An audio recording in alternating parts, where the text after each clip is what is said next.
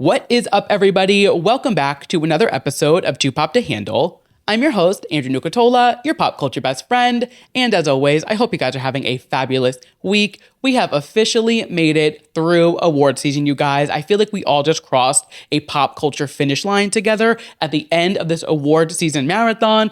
We did it. We got our medals. We did the damn thing. And now it is time to start consuming some more media, some music, some movies, some television, and gear up for next year's award season. We have a full Oscars recap coming just a little bit later in the show. We're going to chat performances, sweeps, snubs, presenters, the host, all things Oscars in just a little bit, because as most podcast hosts do, I have a lot of opinions, so sit tight for that. We have a fabulous show in store for us. We have a lot to chat about, lots of music, lots of just pop culture news. And before we even get into like the meat and potatoes of the show, there was one story that broke today, and I was like, I don't know how to fit this into the show without completely just like throwing off the feng shui of the show, because it just like doesn't work in a cohesive way otherwise than just like kind of starting off the show with like this kind of insane news that there are up to 20 self-produced sex tapes from everybody's boyfriend, Luigi Mangione.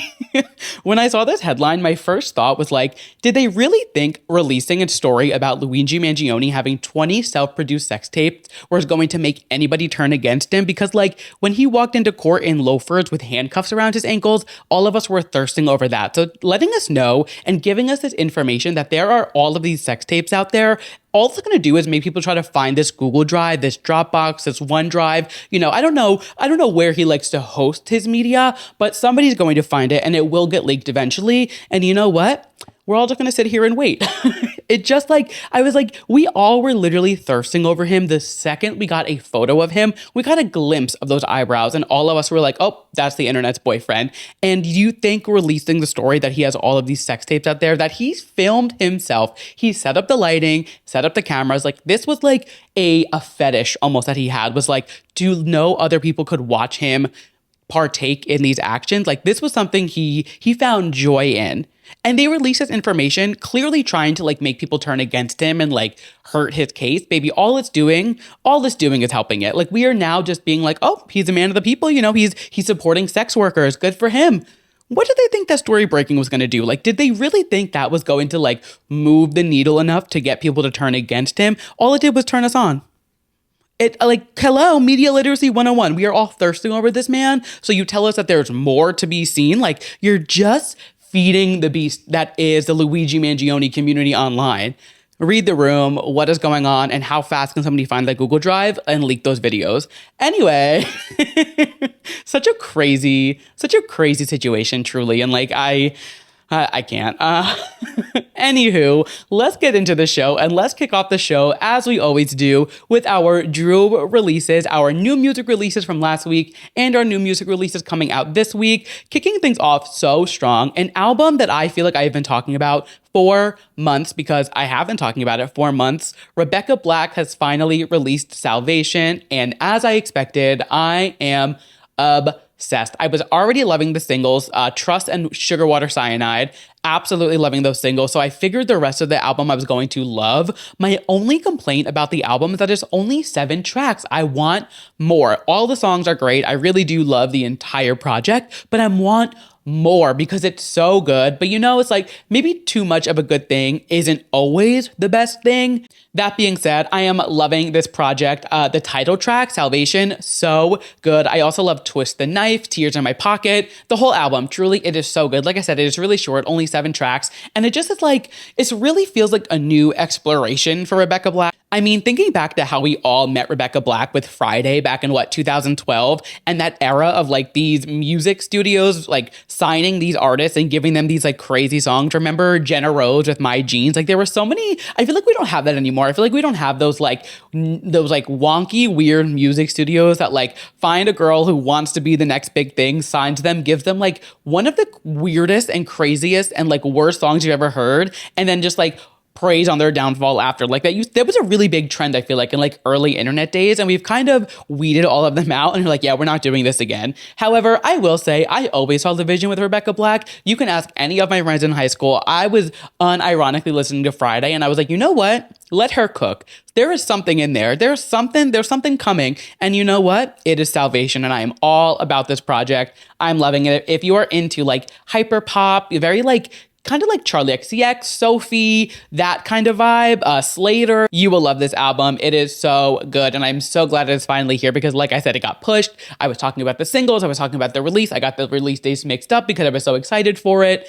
It is finally here and it was worth the wait, I will say. And the next release from last week that was also worth the wait is Lizzo, where she has finally made her return back to music with Love in Real Life. And I love this song. It is so much fun. There's a lot of people online who are just bashing it. And I think people are going to bash it just because it's Lizzo. And of course, people have mixed opinions on her, which, you know, I'm not going to force you to like an artist. If you have a premeditated opinion on them, that's fine. However, I love this track. I am so excited to see what else is in store for this era. I think she is really like, she's found her sound again and she is ready to just like release music. She's consistently put out really great music. And of course, it's all like the singles, like Truth Hurts, Juice, like, you know, and even those are great tracks, don't get me wrong. But even when you listen to her full albums, like she really does a great job at releasing full bodies of work and giving us kind of like a look into her artistry. She gives us some like slowed down ballads like Jerome. She gives us like more sped up songs, obviously, like I said. And she just like really she has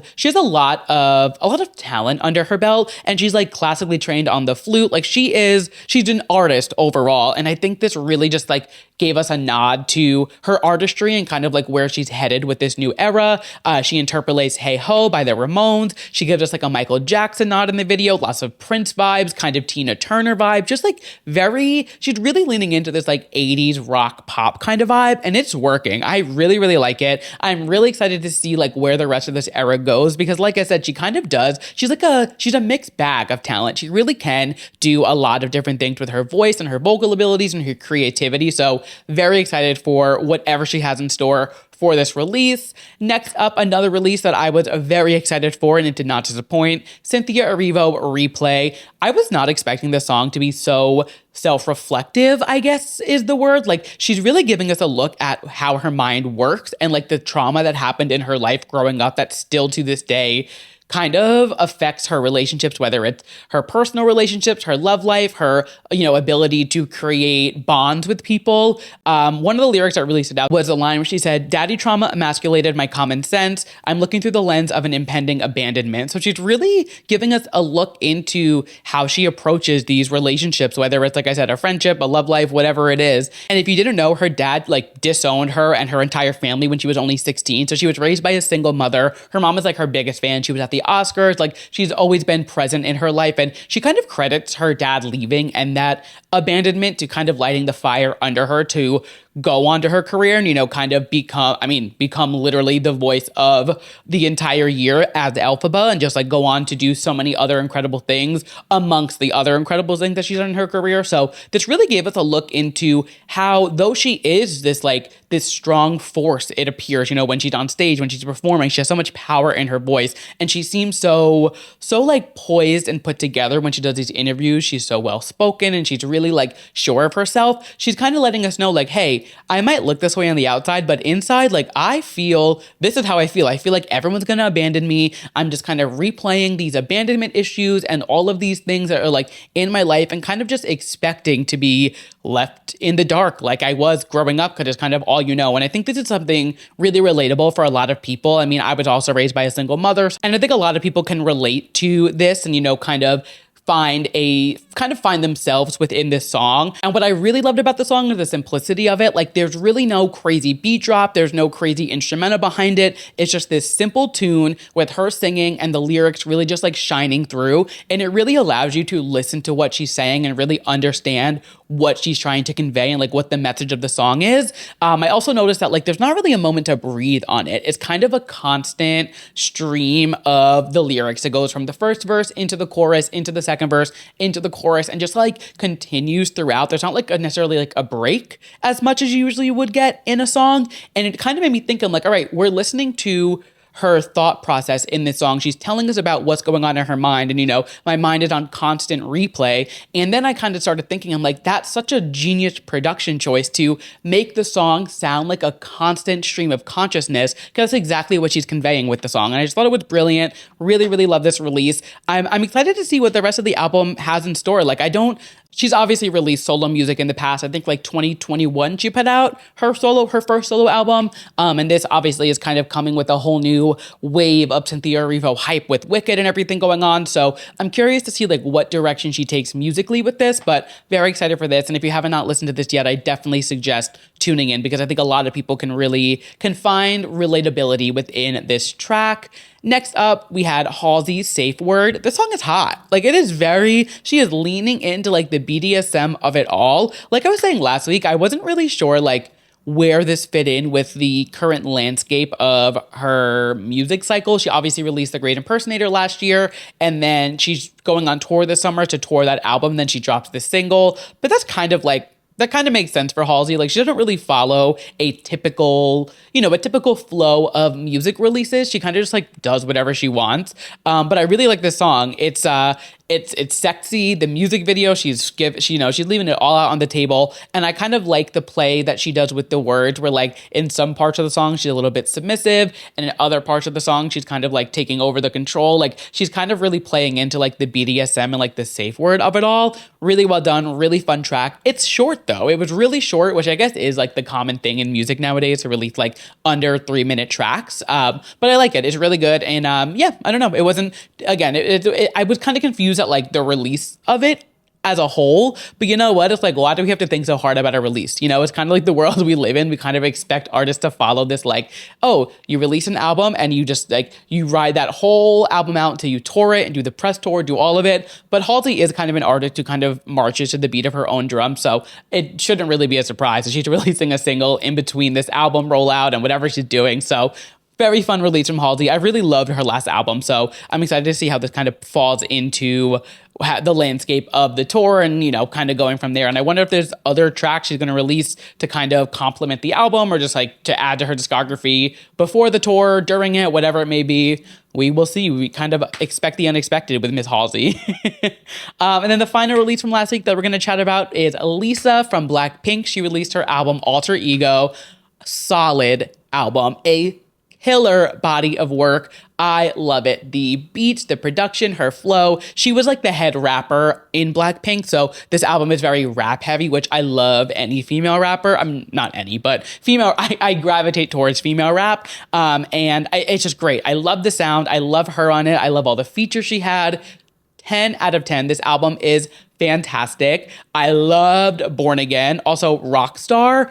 Phenomenal. This song needs to be a single. If it's not already slotted to be a single, I don't know what she's planning to release as far as music videos, whatever. Rockstar needs to be a single because it's so good. I'm obsessed with this song. I love New Woman featuring Rosalia, Rapunzel featuring Megan Thee Stallion. I mean, you guys know Megan Thee Stallion gets on the track, I'm gonna eat it up. But this track, it was so good. I love the two of them together. I love Chill. I love Bad Girl. It's just a big year for Lisa. This album really was so good. She's obviously killing it on The White Lotus. She has the Blackpink reunion coming up. It's a big year for her and the rest of the Blackpink girls. Just loving this album. Really, really vibing with this sound she's putting out. And I'm excited to see how this kind of, intertwines with Blackpink this summer going on tour. And I'm assuming they're going to release new music and kind of how that landscape unfolds. But that wraps up our releases from last week. And moving into our releases from this week, kind of staying on the topic of Blackpink, Lisa's bandmate Jennie is releasing Ruby, which I've been talking about that album for a few weeks now. Tons of killer features on this album. Dua Lipa, Doechii, Dominic Fike, Kali Uchis. There are so many killer features on this album. I am so excited for. Kind of weird that they released their albums 1 week apart from each other. You would think they would kind of want to let each album breathe, but what do I know? Maybe it was intentional to get the hype going for their reunion tour coming up this summer. I don't know. Regardless, I'm very excited for Jennie's upcoming album. I think it's going to be really, really good. And then, I mean, the elephant in the room, Lady Gaga. We finally get Mayhem this Friday. I am so excited. I really this album, I can already tell it's going to be major. It's going to be a big moment for pop music, for Lady Gaga, just for the culture, you know, like it's going to be big. I am so excited. I'm going to a release event at a bar in Brooklyn on Thursday night. So like Thursday into Friday. So Friday at midnight, they're going to play the album and just like hearing it through at a bar for the first time is going to be so much fun. I am so excited. And I am definitely going to do a whole album breakdown episode. I don't know if I'm going to film it this weekend or next weekend. I kind of have to like listen to it and kind of see how much time I need to like digest it, because I don't want to just like record it. But that will definitely be coming. It's going to be my first album review episode of the year. I am so excited. So stay tuned for that. But we will obviously talk about the album, you know, not in depth next week, but we'll I'll give you my review. I already know I'm going to love it. I mean, the first 2 singles from it, I'm obsessed with. But yeah, look out for that. I am very excited. We also have Gaga doing double duty SNL coming up this weekend, which will be so exciting. I cannot wait. It's just a fabulous time to be a little monster. You know, my paws have been up for a while waiting for this album to come out, and feels good to be rewarded. I am so excited for this album. I cannot wait to chat about it next week. I cannot wait to do a full album deep dive on this. It's going to be great. It's going to be fabulous. And that wraps up our Drew releases. And before we hop into our moments from the week that were just too pop to handle, some pop culture rapid fire, I just wanted to remind you guys that if any point during this show you are loving what you're hearing, maybe you're clapping along, giving me some snaps, be a good Judy, leave me a 5-star rating, leave me a 5-star review on Apple Podcasts, on Spotify. If you're watching us on YouTube, hey, give me a big thumbs up, hit subscribe, leave a comment. It's the best way to help the show. It really does. It's so, everybody says it, it's like, leave me a rating. It's the best way to help, but it really does push us better into the algorithm. And you know, why not share the love? It is free to leave a review. So go ahead, go up to the top of your Spotify app, your Apple Music app, and just hit 5 stars. And yeah, get on with the day. And let's get into the rest of the episode. Because like I said, there's a lot to chat about. So let's hop into our moments from the week that were just too pop to handle, some rapid fire, kind of staying on the topic of new music releases. Ariana Grande, the tease that you are, she is teasing Eternal Sunshine Deluxe so hard. She is going full force into whatever this deluxe album and era is going to be. So last week she changed the Sweetener account, which if you don't know, that was her account that she would like do the really fun, cool grid things with. She would this goes back, like I said, to Sweetener. She did the album release there. She did the track list. She did all of her track lists on that account. They would be like the 9 grid. She changed the account officially to Brighter Days Inc., which is the company, quote unquote, that she goes to in the We Can't Be Friends music video to get her memory erased. So she's really leaning into this like memory erase kind of Brighter Day Inc., which kind of also goes into the idea of like erasing the Sweetener account. She's like erasing those memories, leaving them in the past and kind of moving forward. Also, Instagram kind of completely fucked that account up by making the grid not a square anymore. So it's kind of the perfect way to do it. She has changed the name, and then on the red carpet of the Oscars, somebody was asking about what's coming up and when we're getting the new music. She said, I went to Brighter's Day Incorporated and they erased all my memories. So I don't remember. I don't know when it's coming, but just stay tuned. You'll get something soon. And then on Monday following the Oscars, she dropped a t-shirt on her website, and it is the Brighter's Day Inc. T-shirt. It has their logo on the front, and there's a phone number on the back. And if you call that phone number, it said, our team will be with you shortly. It plays I Don't Want to Break Up Again, which is such a random snippet for it to play on this hotline. It kind of makes me wonder what this deluxe album is going to be about. So I guess we will see there. And then at the end of the message, it says, stream the Eternal Sunshine Deluxe album coming eventually. So she's definitely gearing up to release this deluxe album rather soon. I'm assuming it's coming within the next month or so. The 1 year of the album is this week, but I don't see her releasing it the same day as Lady Gaga. I think that would be redundant for both of them. And they're not like that. They're friends. They've obviously Rain on Me.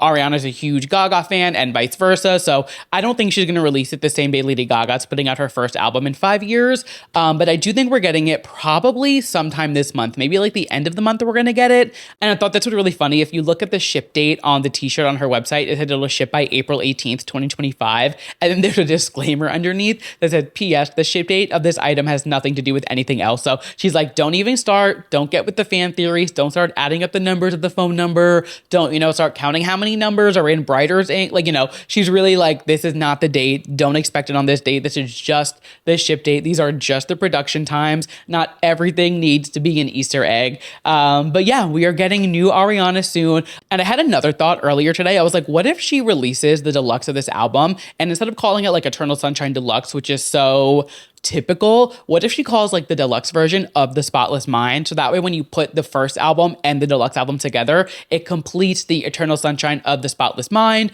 Also, she's leaning into the Brighter's Day Incorporated thing of it all, which is where you get a spotless mind. I'm not saying I'm a marketing genius, but I do think that would be like a fabulous way to continue this era without like really just like pounding Eternal Sunshine into the ground.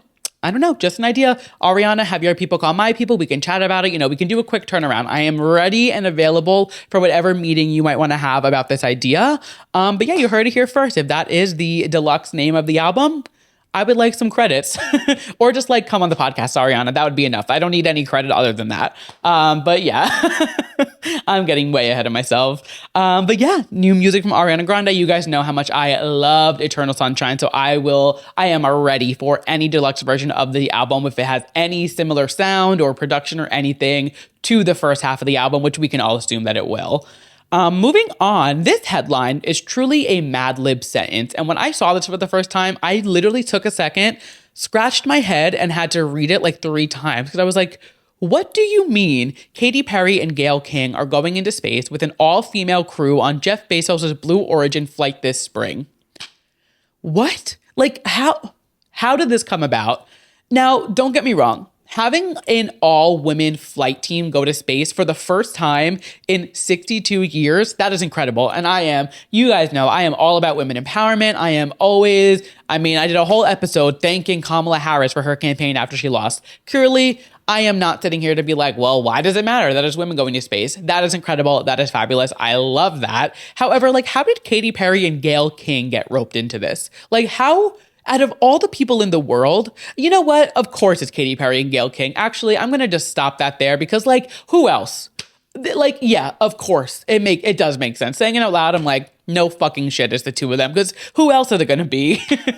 But a statement was put out saying that Katy is honored to be a part of Blue Origin's first all-female crew and hope that her journey encourages her daughter and others to reach for the stars, literally and figuratively. Lauren Sanchez, who is a journalist and author, and also Jeff Bezos' wife, will also be along for the flight. The flight will only be 11 minutes long, so they are literally getting on this rocket or this spaceship, going up, and coming right back down. So it's not like they're going to go explore space or anything, but they are going to be crossing into whatever the line is from Earth to space, I guess. I don't know. I'm not an astronaut. I don't know. However, Katy Perry and Gayle King are going to space. And when I read that, I was like, okay, sure. Like, I guess. So there's no date for it yet, just coming this spring. And I guess, like, why not? Why not, it's a woman's world, and why not bring it to space and just continue this crazy 143 era that Katy Perry has been on, because it's kind of been all over the place. So why not take it to space, and maybe the aliens will understand it, and then we'll go from there. I don't know. That being said, let's keep this show on the road. Sabrina Carpenter has added some new tour dates to the Short and Sweet tour, and now it's even sweeter, which I didn't think was possible. She has just kicked off the European leg. She is doing shows in Dublin right now, and then she kind of goes through the month of March, I think into April, covering all different parts of Europe.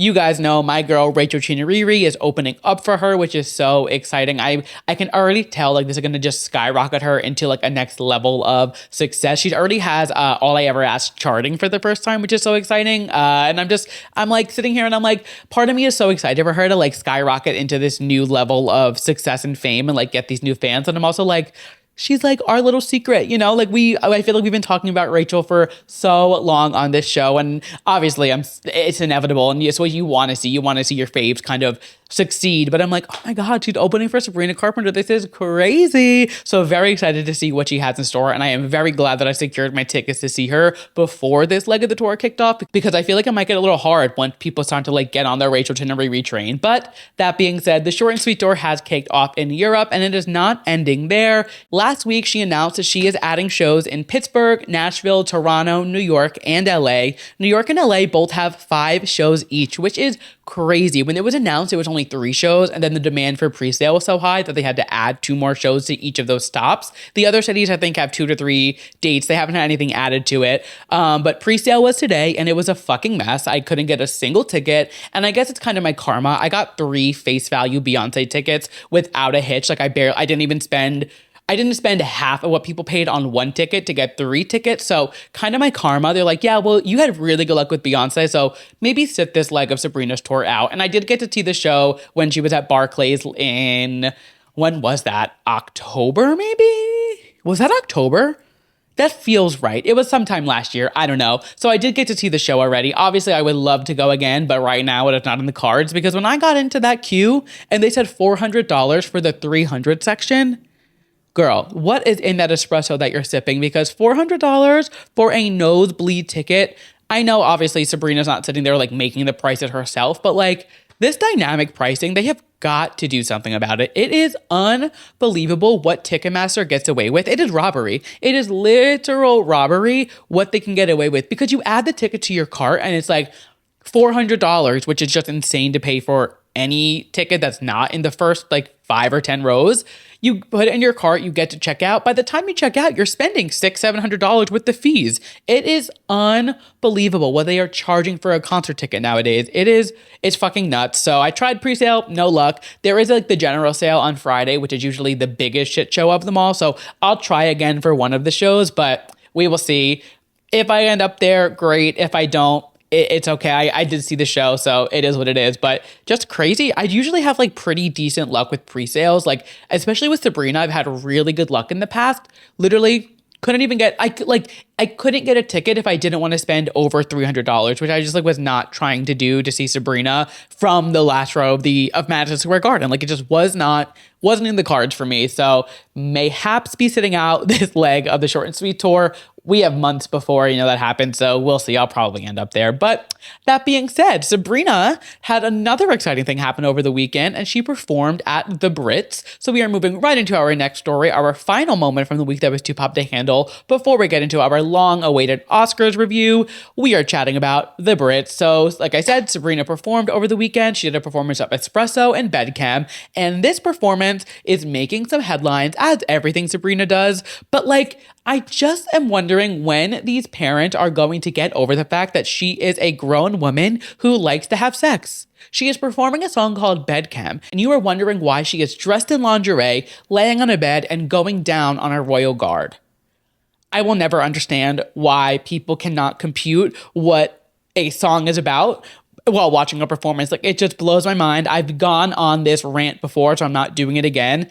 I, for one, thought the performance was fabulous. That stage at the Brits was so cool. The way it kind of snaked into the audience, and I thought they used it so well with all of the guards on stage, all of the beds at the top of the stage. It was just so well done. Really, really cool. The choreography wasn't over the top, but it just added a little enhancement to the performance. I loved it. They also played the Royal March interpolated into Espresso, which was so much fun. She's just so fun. Her and her team really know how to make a performance feel so special for wherever she's performing, whether it's the Grammys, Coachella, the Brits. They really personalize each performance, it feels like, and that's what's making her tickets be $400 in the last row, because she's doing these great performances and, she's killing it and doing all these wonderful things. And I love to see her succeed, but I'm like, girl, maybe have a bad performance and maybe release one bad song so people will hop off the train so I can get a ticket. I won't tell them that it's a joke. I won't let them know that oh, she fucked up on stage to derail everybody from getting a ticket. It could be our little secret. It could be a Too Pop to Handle exclusive that only the listeners listen to, and then they know. let's maybe stop being so good. Like, no, seeing her come up in the last few years, I talk about it all the time. It really has been so cool. Like a year before, 2 years ago, now it's 2 years ago, she was playing Terminal 5. I spent like $40 to get a GA ticket. And now she's selling out the Garden 5 nights in a row and performing at the Brits. Like it's just so incredible, so well-deserved. I loved the performance. She also, side note from the Brits, Espresso hit 2 billion streams this week, which the song has not even been out for a year. It'll be a year next month, right before Coachella, and it hit 2 billion streams. Like everything is coming up Sabrina, and she has no sign of stopping. Somebody else who is really, I just feel like gearing up for an incredible year, another Brit performer and a Brit winner, is Jade Thirlwall. Now, we need to open up the conversation about Jade Thirlwall being a main pop girl, because the performance that she gave at the Brits over the weekend was truly remarkable. It was fantastic, and I am not seeing enough commotion for it online. This performance, she took Angel of My Dreams, which was her first single that she released, and she somehow turned it into a 5-act tragedy and did this whole theatrical performance where she marries this guy, and then she's a prima donna, and then she dies, and then she's the angel at the end. Like, it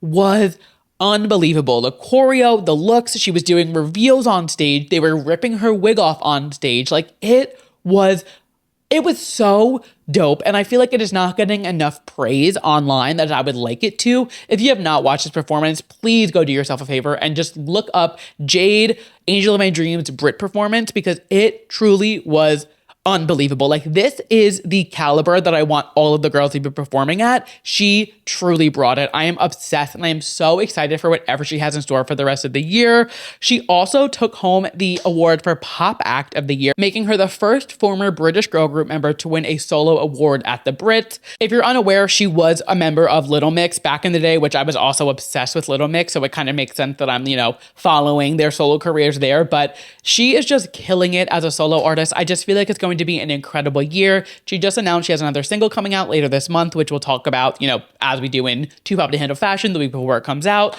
But I'm so excited to see what Jade has in store for this year. It's going to be a crazy year for her. And if you are not on the Jade train yet, get your ticket, hop on, because it is about to take off and leave the station. And you heard it here first. She is going to be huge this year, and I am so excited for the rest of her music and her album. Everything she's put out has been so phenomenal.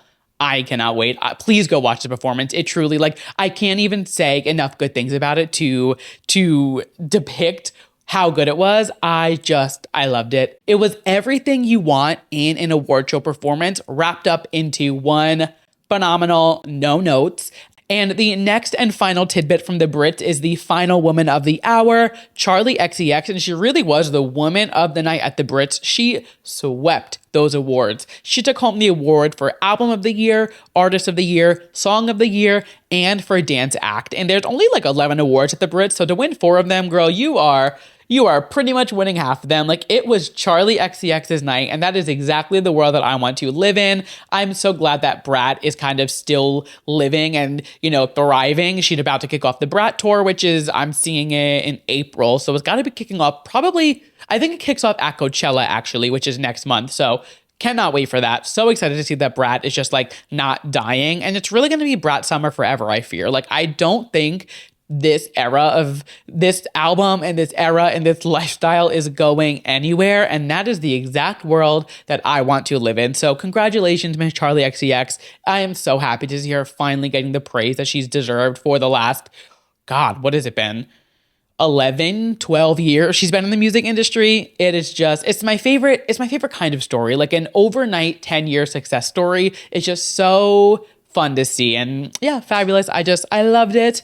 And that leads us right into the main topic of the show, the Oscars, Hollywood's biggest night, the end all be all of award season. Like I said, it's we cross the finish line of award season every year with the Oscars. We're going to chat all the winners, all of the after parties, all the presenters, the performances, everything in between. But I cannot go another second on this podcast without talking about the Wicked performance, without bursting at the seams. So let me chat about the Wicked performance, and then we'll kind of take the show just go, winners and go all through the recap there because you guys,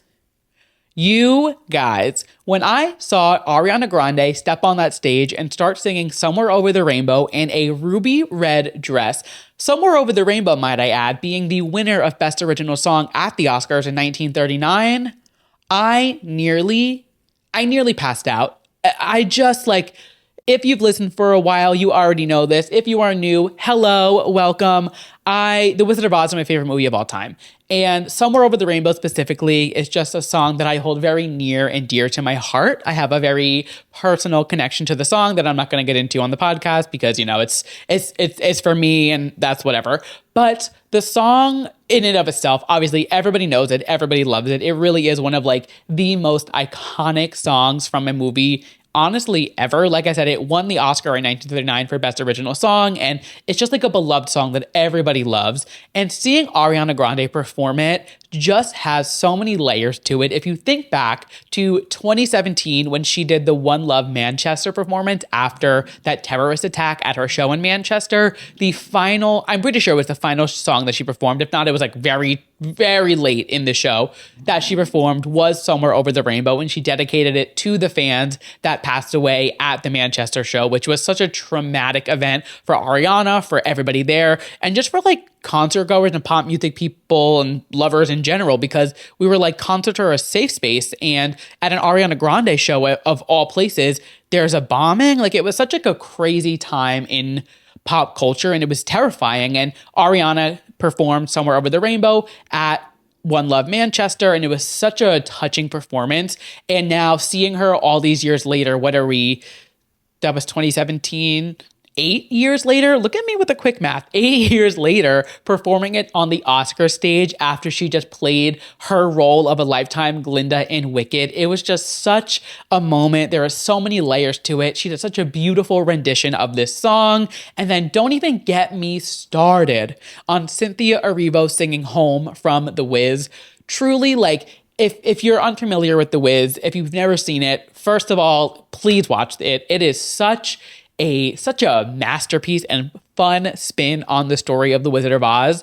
And watching Ariana Grande perform Somewhere Over the Rainbow into Cynthia Erivo performing Home, it was just phenomenal. Whoever thought to tie these three movies together with these songs, I hope they got the fattest promotion and the fattest check because it was genius. And when they announced that they were doing a Wicked medley or a performance at the beginning of the show, we're like, wait, so what are they going to perform? Because it's going to be chaotic if it goes from Popular to The Wizard and I to What Is This Feeling to Defying Gravity. They can't even do For Good. They haven't released it yet. So I was like, what are they going to perform? Anything they did, I was going to eat up. I was going to love it because obviously I just love Wicked and love the music and I love the two of them. So I was ready for whatever it was, but I was not prepared to hear them sing Somewhere Over the Rainbow, Home, and Defying Gravity. It was just not on my bingo card, but my God, was it such a treat. They looked wonderful. They sounded wonderful. It was perfection. There is not a single note about this performance. From beginning to end, it was perfect. Ariana looking at Cynthia and the way the cameraman faded in and out to show her looking at her. Unbelievable. It was so perfect. And then Ariana standing to the side and letting Cynthia have her moment and then doing the I hope you're happy as she's getting ready to fly. It was everything I could have wanted and more. I don't care if anybody didn't like it. I don't care what you think about the performance. There is not a single note for the performance that they gave opening this Oscar ceremony. It was perfection. I love it. It just filled every single cup that I have, plucked on every heartstring. It was a dream come true. I loved it. That being said, now that I gushed about that, thank you for giving me my minutes. Let's get into the Oscars recap finally. What we're going to do is we're going to go through all of the winners. I'm just going to go through the award and who won it, and then I'm going to give my thoughts at the end. So we're going to do rapid fire through who won what, and then we'll chat about the show from there. So kicking it off with Best Picture, the big win of the night was Anora. Best Actress went to Mikey Madison for Anora. Best Actor went to Adrian Brody for The Brutalist. Best Supporting Actor went to Kieran Culkin A Real Pain. Best Supporting Actress went to Zoe Saldana, Emilia Perez. Best Director went to Sean Baker, Honora. Best Cinematography went to The Brutalist, Lowell Crawley. Best Animated Feature went to Flow. Best Animated Short went to In the Shadow of the Cypress. Best Costume Design went to Wicked, Paul Tazwell. Best Original Screenplay went to Honora, Sean Baker. Best Adapted Screenplay went to Conclave, Peter Strahan. Best Makeup and Hairstyling went to The Substance. Best Film Editing went to Honora. Best Production Design went to Wicked. Best Original Song went to Emilia Perez. Best Documentary Short went to The Only Girl in the Orchestra. Best Documentary Feature went to No Other Land. Best Sound went to Dune 2. Best Visual Effects went to Dune 2. Best Live Action Shot went Best Live Action Short, as I'm Not a Robot. Best International Feature went to I'm Still Here. Best Original Score went to The Brutalist. And those are our Oscar winners for 2025. Every time I do like a long list where I'm just reading things, I'm like, all right, catch your breath, get through this, you got this. But that being said, those are our winners at the 2025 Academy Awards. And like I said, as many podcast hosts do, I have thoughts. Honora coming in with this Oscar sweep, honestly, good for them. It was a big night for independent films between Honora winning 5 awards and Flow winning Best Animated Film. Like, these two independent films really rose to the top, and honestly, we love to see it. That is such a...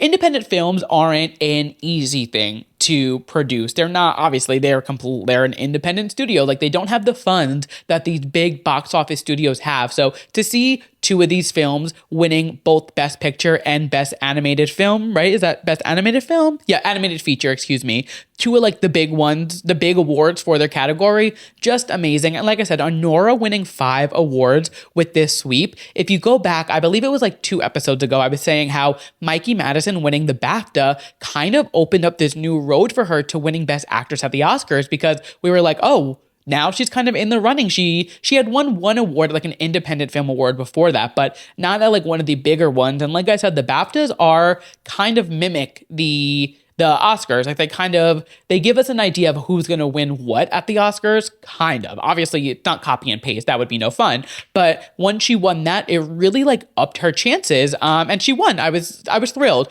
I think she is really on the cusp of just being a huge starlet coming up.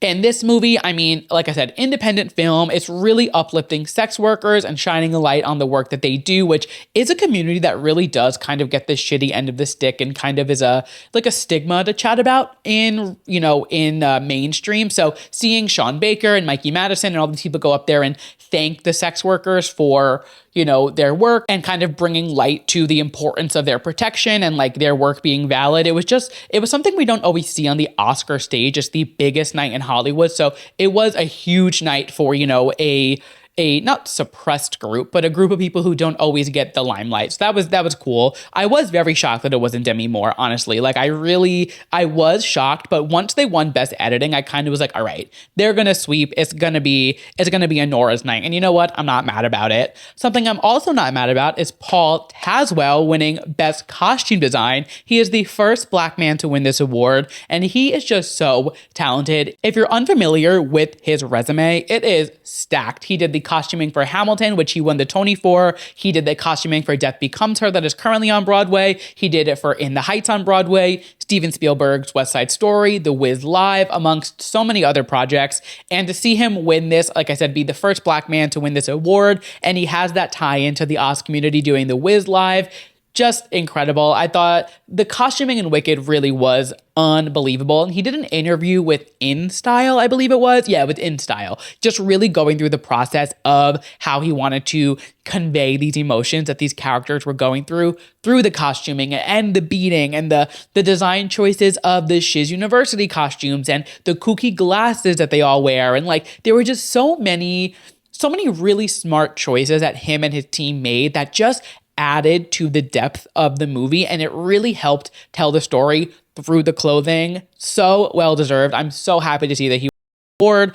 And of course, we cannot talk about the Oscar winners without talking about Zoe Saldana, who it appears that she took Elphaba's broom and just swept this award season. She was collecting these supporting actress awards left end right. So very happy to see that she won this. She is also the first Latina actress to win this award for a role other than Anita in West Side Story. So the other two Latina actresses who have won Best Supporting Actress are Rita Moreno and Ariana DeBose, both for their roles in West Side Story, both obviously the original and the most recent one in 2021. So very exciting to see her win this award and for it to go to Latina talent for a role other than Anita in West Side Story. She is also the first Dominican actress to win this award. So just a lot of firsts this Oscar season, which we love to see, and we love to celebrate some diversity wherever we can get it, because obviously the rest of the country and the rest of the government is kind of lacking in that department right now, but let's not get into that.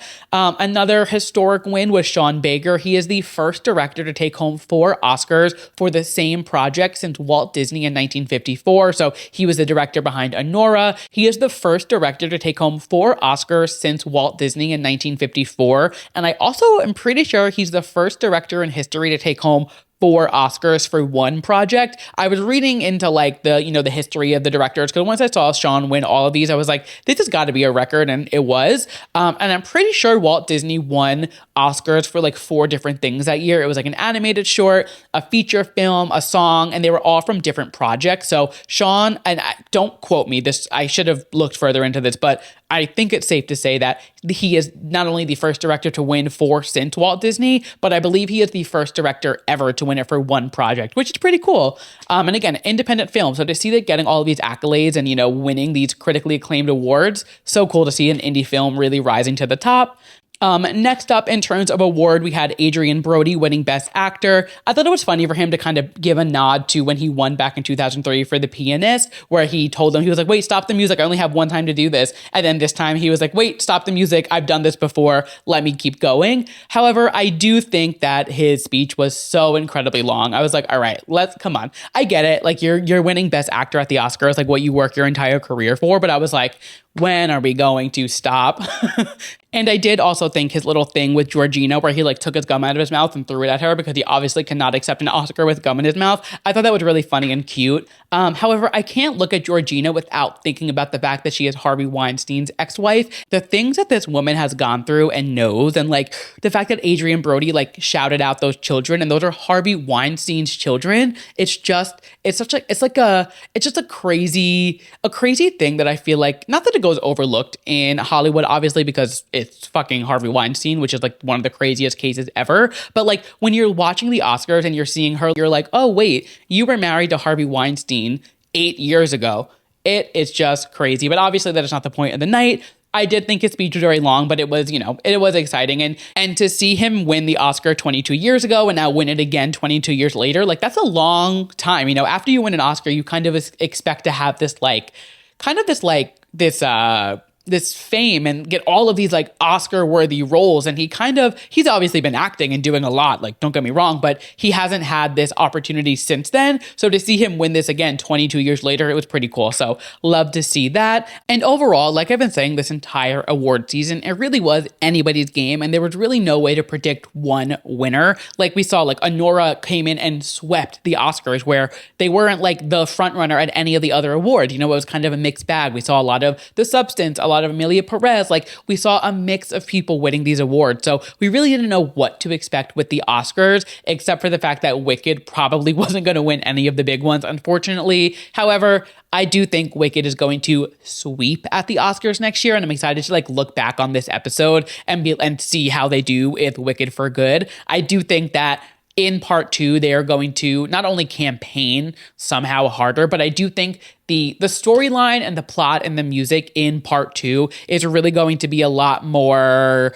in depth than part 1. I think part 1 was really, it was so true to the stage play in a sense. Like obviously they had to add a little bit to make it the full length movie, but like in terms of the music and like the roles, like they didn't add anything new in terms of music, and they kind of stuck to the general storyline, where part 2, I think they're really going to kind of take a little more creative control and really lean into like the true story of Oz, which I think will really capture the critics and the voters and all of their kind of their eye in that sense. So I do think for Oscars 2026, we're going to see a wicked sweep. So hang on to that broom, Cynthia Erivo, because you're going to need it next year to sweep up those awards, fingers crossed. But I mean, regardless, it was such an exciting award season. I mean, just having the Wicked movie in general and having this performance with the two of them, like it was so special and so exciting. And if anything, it's just like a moment for us theater kids, for obviously Ariana and Cynthia. These are the roles of a lifetime. But like I said, it really was anybody's game for these awards. So I was pleasantly surprised with who won this year. And I've been saying it over and over. I'm so happy that Zoe Saldana didn't get snubbed due to her co-star's actions and everything like that. That being said, let's get into some of the moments from the night that I wanted to chat about. First and foremost, I do a lot of ragging on straight men hosting award shows, and I'm going to say Conan O'Brien did a standout job. I really thought he did a great job hosting this award show. His monologue, I was cackling at. I thought it was so funny. He just has this humor that is almost self-deprecating, but he does it in a way that's like kind of charming. I don't know how to explain it. If you know what I'm saying, you get what I'm saying. But like he just has a really unique sense of humor, I guess is what I'm trying to say. And I thought he was great. I really was blown away by how he hosted this award show.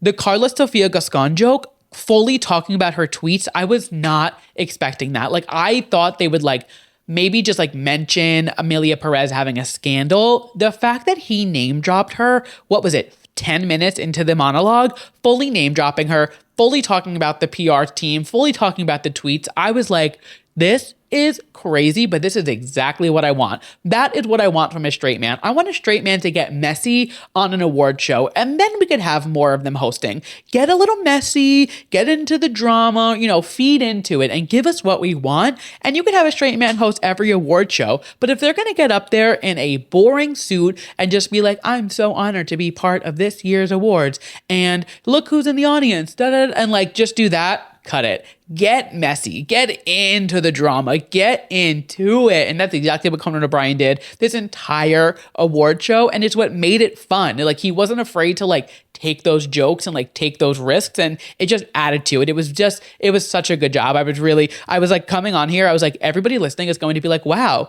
Andrew was giving praise to a straight man hosting an award show. We never thought we would see the day. Also, his Kendrick joke, midway during the show, that was crazy. He was like, if this was the Super Bowl, it would be time for Kendrick to come out and call Drake a pedophile. He was on it. He was sharp as a tack. His jokes were great. They were appropriate with the culture. They were timely. It was such a good job. I was really impressed with Conan's hosting job for the Oscars this year. And somebody who I think should be a future Oscars host is Bowen Yang. His little skit that he did during the Best Costume Award with everybody else was hilarious. We know he's funny. We know he can be a good host. I mean, he literally hosts one of the top podcasts in the world every single week. That podcast hosts an award show every single year. He is on SNL every single week. We know he's good on camera, but having him up on that stage and doing his little comedy sketch, it just showed his true talent. And then I'm like, all right, we need him hosting the Oscars in the next 5 years, because I think he would do a standout job. Even if they got Matt and Bowen to host it, I think that would be so much fun and just change it up. They always joke the Jimmys are always doing it. Jimmy Fallon, Jimmy Kimmel, Conan O'Brien. There's just Trevor Noah. We have our regular mix of guys who are hosting it. Let's shake it up. Get a homosexual in that game, because they're the ones that we need on those stages hosting these award shows. I also just need to take a second and give Halle Berry and Penelope Cruz some flowers, because the two of them are aging like fine wine. When they walked out on stage to present their awards, I truly gasped. They are both so stunning. And I was just like, these are women who just do their thing, come in a movie, do whatever, and then get on stage and look stunning every single time. And they have been stunning since we've grown up with them. And seeing them on stage and just thriving, looking gorgeous, it was just, I truly was gagged. I was like, the two of them are aging better than anybody else in this room. And I couldn't do an Oscars recap without giving them a little shout out, because it was truly fabulous the way that they looked. Moving on into some of the performances from the night, the other two other than Wicked, we had Lisa, Doja, and Ray doing the James Bond tribute. Now, I understand the three of them put out a song recently, and I love the song. I think the song is great. I was just praising Lisa's album at the top of the show. However, this performance, not so great. Lisa, I thought was fine. She was good. It was fine. Doja was a little spotty, and she did release a statement. She said, "I never get to sing like that, and what I did was brave and scary as fuck. I know a lot of people didn't like it, but a lot of people did, and I feel good that I pushed myself. The song is a classic, and I put a lot of work into it, but the nerves got to me, and a bitch hit some flats. I can't wait to do something like that again. What a blessing that was. I feel amazing about the whole thing. Bye." Now, yeah, she doesn't sing like that. That's not her shtick. And in that sense, I give her grace, and I'm not saying anything negative about her in that sense. It just wasn't a great performance. You know, can't have a perfect day all the time. And then Ray came on and like slayed the fucking house down. Ray could sing anything and it would be good. I'm not criticizing each of them individually. I'm just looking at this performance and I'm like, what?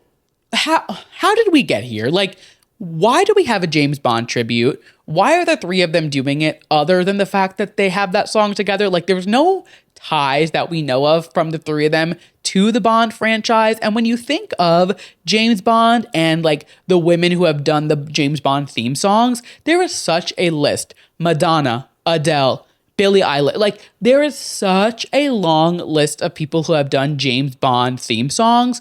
And like, yes, again, I understand they're promoting Lisa's album, but they just didn't feel like the right fit to promote her album with, because they didn't even sing their song. It just felt really, really strange. And I was really excited for it. And like, I don't know, it just missed the mark, especially when you think about this year. They cut out all of the performances for Best Original Song to save time, but they fit in a tribute to James Bond without like an anniversary or like a James Bond movie. It was like they just wanted to do the performance because it just like didn't make sense. And I don't know. It was cool to watch. Also, you know what? Actually, no. Because even Margaret Qualley at the beginning, like, where did she fit into the equation? They just, like, again, like the Katy Perry story at the top of the show, this felt like Mad Libs. It was like, who can we get to do all of this? And, like, again, I get the song tie-in. I understand Margaret Qualley. She is a dancer previously. Like, she's a trained ballet dancer. And she'd obviously in Substance, which is one of the biggest movies of the year. But, like, that doesn't... them having that song and Margaret Qualley being in one of the biggest movies of the year does not add up and equate to a James Bond tribute. I just was like having a hard time finding the connection, and like I was like, what am I watching? It just felt strange. Next up for the performances, we had Queen Latifah with the Ease on Down the Road, Quincy Jones tribute. First and foremost, Oprah and Whoopi Goldberg introducing this. Try not to say mother. Whoopi looked unbelievable. I loved that dress. Oprah could literally sell me air and I would buy it. Like, just the two of them being on stage, fabulous. Loved seeing them up on stage. And like, who better than to announce a tribute that is paying honor to Black excellence, as they said, that is Quincy Jones, than Oprah and Whoopi. Like, I thought that made sense. That was aligned. That I understood. And then Queen Latifah performing Ease on Down the Road. She was in the Wiz Live. Like, it just makes sense in that sense. And this performance made sense. I thought it was a lot of fun. I thought it was a great way to pay tribute. I also thought like Coleman, Ariana, Cynthia dancing in the audience. It was just fun. You could tell that it was a good tribute and they were just having fun. And again, it just made sense, unlike the James Bond tribute, but that's neither here nor there. Something else I thought didn't make sense was during the in memoriam, Michelle Trachtenberg wasn't in it. And another just like devastating thing that happened is her passing away. I don't even want to get into it too much because it hit me harder than I thought it would, which is like, she's not somebody I thought about often, but like looking back at my childhood and just like media and movies and shows that kind of like shaped my childhood and so many others, Harriet the Spy, Gossip Girl. I didn't watch Buffy the Vampire Slayer, but I know all the like culture impact that it had. Like, she was in so many, Ice Princess, like she was in so many iconic movies that really shaped so much culture. I mean, Harriet the Spy was the first Nickelodeon feature film ever. Think about what came after that and all the movies and things that Nickelodeon produced that really shaped our childhood. Like, how many orange VHS tapes did you have in your house growing up? because I had hella, and I had Harriet the Spy on an orange VHS tape. Like she really was a pillar in all of our childhood, all of us millennials at least. And not seeing her get honored during this tribute was it was upsetting. And people are saying like maybe her family didn't want her to be part of it. Like maybe they wanted her to be left out of it because they aren't doing an autopsy and they're kind of staying private with it. So I understand that. It was like there was such commotion about her passing and she wasn't honored in it. It felt strange. And if her family didn't want it, I understand. However, it would have been nice to at least have some type of tribute for her there. But again, I thought the Oscars were fabulous. It sounds very negative. And obviously I've been giving like glowing reviews of other things with the Oscars, but can't be perfect all the time. And that was one thing that I was just like, what? Like that? No, huh? But again, the Oscars, I thought it was a great year. I do. I was actually looking at my recap from last year and like all the moments. And I will say like last year did have a bit more of like a pop culture punch with Ariana and Cynthia Erivo giving Billie Eilish her award, Billie Eilish bowing down to them, and then them like running backstage. Remember that video of them like trying to run past the reporters? We had Ryan Gosling performing I'm Just Ken and him and his Emma Stone moment. There were the John Cena moment where he was out on stage naked. Like there was so much more, I feel like, buzzy moments last year, where this year was a lot more just paying tribute to the movies, which is what we're there to do. So I'm not saying last year's was better, but there was like kind of a difference in that sense. But I did think the Oscars were fabulous this year. Don't get me wrong. This is taking like a negative spin that I didn't mean for it to take. So let's just stop rambling while I'm ahead. And moving right into the after parties for the night. Obviously, like I said, it's the biggest night in Hollywood. There are so many after parties going on. Vanity Fair, Madonna, Party by Jay-Z and Beyonce. The biggest thing for me is Miss Lindsay Lohan showing up to the Vanity Fair party, which I didn't even know that she was going to be here. I thought she was in Dubai with her son and husband and like living her life there. And then she popped up at Vanity Fair, not only on the red carpet, but she did a whole Get Ready With Me video, which we just don't get content like that from Lindsay. And I feel like going into this new year of like Freakier Friday and, her Netflix contract just ended last year. So I think she's going to start signing some new contracts for movies. So it made sense why she was there. But as somebody who just like kisses the ground, Miss Lindsay Lohan walks on, I was pleasantly surprised to see her at this event. And not only was I pleasantly surprised to see her at the event, she has confirmed that she has seen Freakier Friday and the fans are going to be happy. And now you guys know I am probably I am the most excited person in the world for Freakier Friday. I cannot wait for this film. And to know that Lindsay Lohan has seen it and she loved it, that's enough for me. We are only, 5 months away, almost to the date. It comes out August 8th. We are almost 5 months to the date of this movie coming out. And I cannot wait. I am so excited. I'm warning you guys now. I've warned you in the past. I'm warning you as we go forward. As Freakier Friday promotions start coming out, prepare to be sick of me, because while it was filming, if you weren't listening while the movie was filming, I talked about it every week. If you weren't listening when they were talking about the rumors, I talked about it every week. And there's been a lull because they finished filming, they wrapped, obviously they did edit it and whatever. So now we're kind of going to start getting into the trailer coming out. God, when the trailer drops, and we're going to get new Pink Slip music. Like I'm fully prepared to make this movie my entire personality trait in the latter half of this year. Just buckle up, be prepared. I cannot wait. But we'll talk about that when we get there. Also at the Vanity Fair party, Renee Rapp was there. And she's kind of been like behind the scenes. We haven't seen her too much. She's been like teasing something. She like changed her Instagram photos and stuff. So we're assuming something is coming. She did jokingly say that she's quitting music and she's not releasing anything. But I think that's just her lack of media training, trying to be funny. And she is. She's a funny person and she just like knows how to be like anti-media trained. So loved to see her. She also had a very major night because if you don't know, she is a huge member of the Beehive and she did attend the Gold Party and she did confirm that she finally met Beyonce, which really feels like a win for all of us because she is such a big Beyonce fan. So loved to see that. And transitioning into the Gold Party, star-studded as always. It is the annual party that Jay-Z and Beyonce throw every single single year. I believe this was like the 7th or 8th year that they have done it.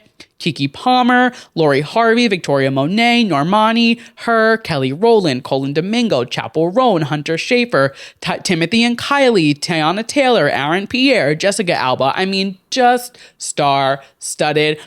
There's that interview with Sheryl Lee Ralph from last year's Oscars, I believe it was, or maybe it was 2 years ago, and she's like, you guys, everybody talks about Vanity Fair, but the party to be at is the gold party, and it really just is this like, nobody knows what happened. It's just like, if you're there, you're there. And what stays at the party, what happens at the party stays at the party. And you know what? I think that's the best way to keep it. We still have not seen what Beyonce wore, so we are waiting for her to update her website with those photos. So very excited to see what she wears. Jay-Z was just in a suit, which to be expected, but very excited to see what Beyonce was wearing. We haven't seen anything. Actually, while we're chatting about it, let me check her website and see if anything was updated.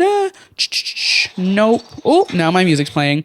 No, it doesn't look like we've gotten any photos. So still no images from the gold party, but you know what? We'll get them when Beyonce wants us to see them. We also had Madonna's Oscar party, which is another situation where it's like what happens at the party stays at the party. But Demi Moore, Mikey Madison, Zoe Saldana, Kieran Culkin, Nikki Glaser, just to name a few of the A-listers who were at this party. I mean, it's a star-studded event no matter what party you go to. And like I said, it's the biggest night in Hollywood. Obviously, it's going to be major. And then the final Oscars thing that we're going to chat about is something that didn't even happen at the actual show. It was at Elton John's annual gala watch party. Chapel Roan performed. She did 11 songs, which is damn near a whole concert. She only has one album. That's like the entire album.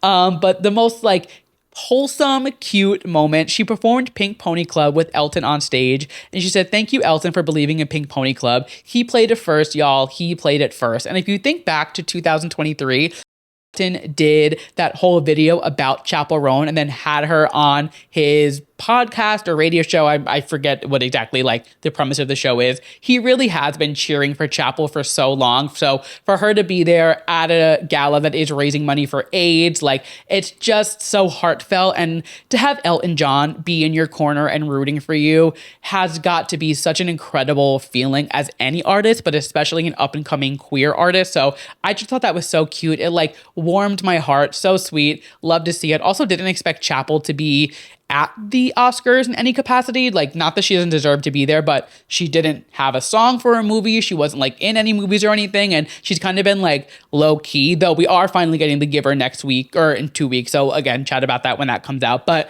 they didn't expect her to have any really hand in the Oscars. You know, she's not really someone who shows up to award shows unless she needs to. She kind of hates these things. But I mean, when Elton John calls, you answer. And I just love that moment. They did a duet together. She did a few Elton covers. Like, it was just fabulous. There's videos of the entire performance. It wasn't like private or anything. So you can go watch them online. But loved that. Thought it was so cute.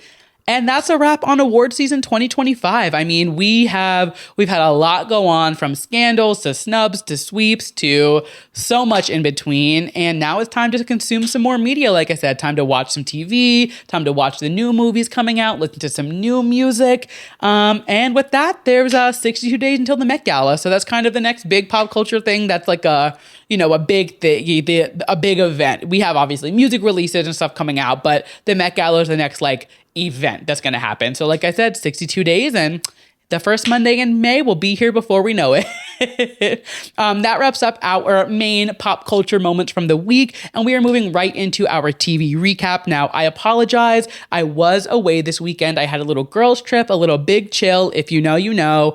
And I did not watch Drag Race yet. I do know who wins. I do know about the gag and the lip sync, but I'm not going to recap Drag Race this week because I haven't watched it, and I can't come on here and talk about an episode that I haven't seen. But I did watch the Traitors, and this episode, I mean, we have the finale this week. So this was a big one. And I cannot believe we got left on a cliffhanger. You've got to be fucking kidding me. And now looking back and thinking about the episode, they're all competing for money to become the seer or the looker. I forget what they call it, which pretty much gives you the power to ask one person if they're a traitor or a faithful. And they didn't announce it yet because it's after the round table, but if you just think about who has the most money, it has to be Danielle, because she was the only one who didn't go bankrupt once, which also means if Danielle goes home this episode, who gets that power? Like, are they going to just omit the whole thing and they just did all these challenges for no reason?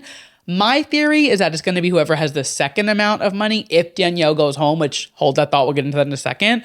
But it does seem silly if like she got the most money, goes home, and then she doesn't end up even getting this power, which being a traitor is really not helping or hurting her either way because she knows everything that needs to be known, but it does help her in the grand scheme of nobody finding out if she's a traitor. So very curious about how they're going to do that if she does end up going home, because like I said, we're on a cliffhanger of finding out who Brittany voted for at this roundtable. And I can really see this going either way. And I don't know who she voted for. I'm stuck because on one hand, if she votes for Danielle, not only is it securing her pretty much winning the show as a traitor, because like no one's suspecting her as a traitor that I can think of because she just became one. So she's fresh in this traitor game. But also if she does vote Danielle, it's now the second time she has backstabbed her because she did this on Big Brother back when they were on their season together. So it's like, does she want to betray her after just gaining her trust?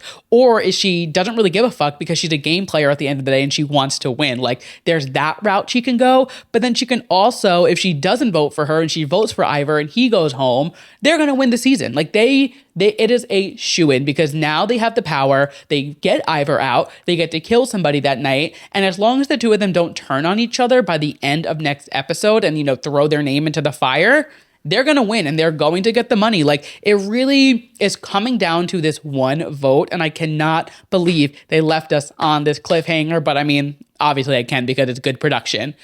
Regardless, I'm shocked that we are at the finale already. I feel like the season flew by. I am so excited to see what is in store for this Thursday. I cannot wait. We'll chat all about it next week. They also, if you didn't see, not all of them, but a lot of the cast got together this week, and there is a photo, and Brittany and Danielle are at the head of the table, and the check is in between the two of them. So it's like a long table. Brittany and Danielle are at the front. The rest of the cast is in the back, and the two of them have the check. So it's on one hand, it could be giving winners of them sitting across from each other and like, oh, we won the money, we're splitting the check. But on the other hand, like, and probably realistically what happened is the waiter came, they were like, hey, can you take our photo? They put the check down at the end of the table where they were sitting, took the photo, and then they went on paying it that way. But the internet loves to sleuth and they love to look into photos and things like that. And we will see what happens. We are 2 days away from it, one day when this comes out. So very excited to see what happens and who wins the Traitors this season. Like I said, we will chat about it all next week, and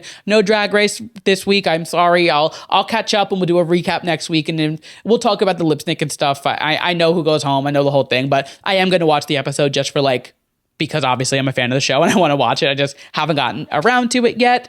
And with that being said, that means we have made it to our yes and our mess of the week. So we end every single episode with a yes and a mess. My yes being something I am loving, my mess being something I am not loving. We always start on a high note. So let's kick things off with my yes.